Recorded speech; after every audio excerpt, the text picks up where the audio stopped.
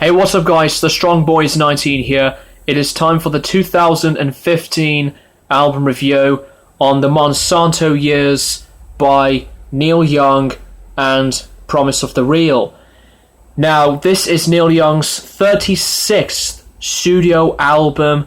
The follow-ups are two previous albums that came out the previous year, the cover album A Letter Home and the orchestral sounding album Storytone. However, Neil Young didn't stop at all when it comes to more new original material. So Promise of the Real and Neil Young did a big collaboration between each other to make this album, and it has been a really big mixed response when it first came out. And we know the music video for A Rock Star Bucks a Coffee Shop, and lyrics wise all the way through on this album is nothing but the main big reference to, yes, you guessed it, Monsanto. Some people really didn't like this album because of the idea that Neil Young took, and it received quite a lot of criticism.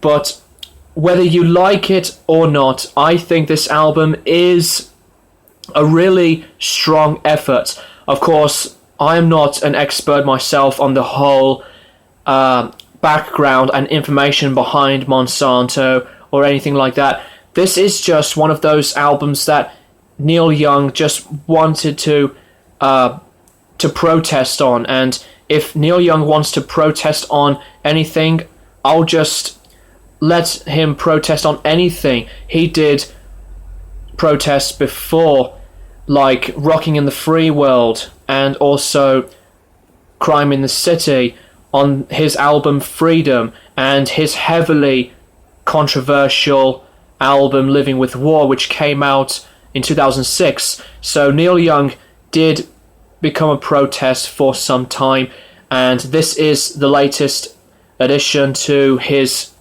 ferocious and angry type of direction. Musically on this album is pretty much like Crazy Horse, but with Promise of the Real, this is really different than Crazy Horse, and it features some percussion on here as well, and some loud, distorted guitar sound, and with the harmonies from Neil and the members from Promise of the Real. And from what I've been hearing from this album, it just works really well. I mean, the production is pretty good, although the percussion sound is quite low in the mix. That is my only little gripe, because there's so much madness going on from the album, and songwriting aspects is simply not a very complex, but a hard rock, powerful,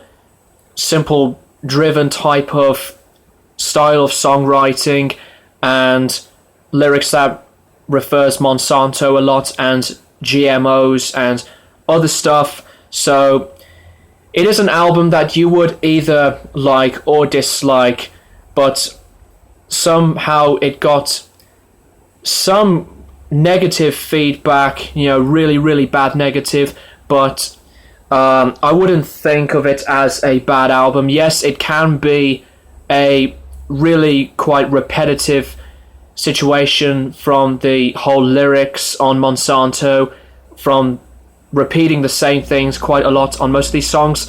It is my gripe as well, another gripe, that it is quite repetitive to listen to, but at the end of the day, musically and how it turned out, I think it's still a very good album. Besides the whole aggression on some songs, there are some songs on here that the band slow things down and make it more deeper, and there's a song on here called Wolf Moon, which really does remind me of Harvest Moon, which is one of my top favourite Neil Young songs ever. I love that song so much, and musically on Wolf Moon, it really did remind me of Harvest Moon.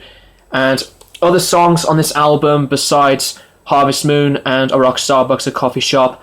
Other songs I do like are Rules of Change, which is quite a dark type song, and also A New Day, For Love, and Big Box.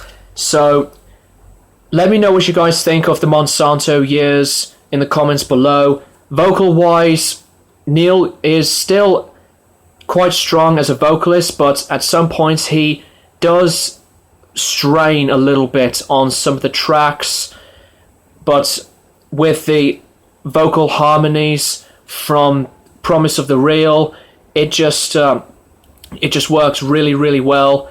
So this is an album that I would say that it is one of the best albums of 2015 so far, and Neil Young and John Hanlon did the production on here, and the album is 50 minutes, so I don't know if some of you guys would cope almost an hour long on just a massive complete rant on the whole concept and protest on the Monsanto years. So yeah, a lot of the songs on here are just really, really good, and production is also good as well. I did mention the few flaws, but needless to say, it is still not a bad album at all.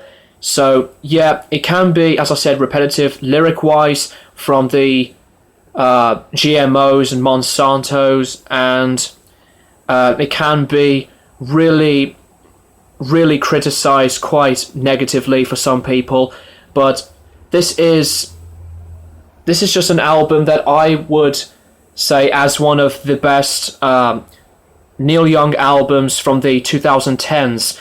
You know, I think Psychedelic Pill is my favorite Neil Young album in the 2010s era, and that is the longest Neil Young album with Crazy Horse to date. And the second would probably be the Monsanto years. So I know this is just a quick review of the album, but I just wanted to review this album since I'm a big Neil Young fan, and this is the version which includes the DVD of the making of the album as well, and the packaging is also quite good, and also I did put the cellophane in the middle of the digipack because I would like to keep the sticker. So yeah, as for an album rating, I am going to give the Monsanto years by Neil Young and Promise of the Real a strong 9 out of 10. So like I said, it is an album that people would like or just hate with a passion. But I really like this album, and I think it's just one of the best releases of 2015 so far. Thank you guys for watching, and I'll keep you guys posted for more of these 2015 reviews and other videos in the near future. So, cheers guys, keep on rocking.